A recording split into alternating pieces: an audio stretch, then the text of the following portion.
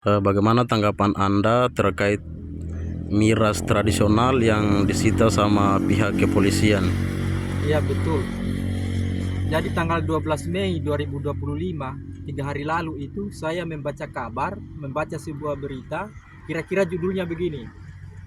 Operasi Pekat, Polres Buton berhasil amankan ratusan liter miras tradisional.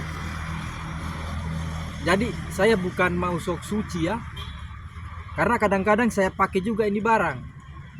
Tapi saya setuju dengan tindakan itu. Hanya penegakan hukum itu harusnya jangan tajam ke bawah, tumpul di atas. Kalau tradisional itu ditindak, harusnya yang impor juga dong. Nah, atau bagaimana? Aduh, coba berpikir dulu para ahli. Balimbro.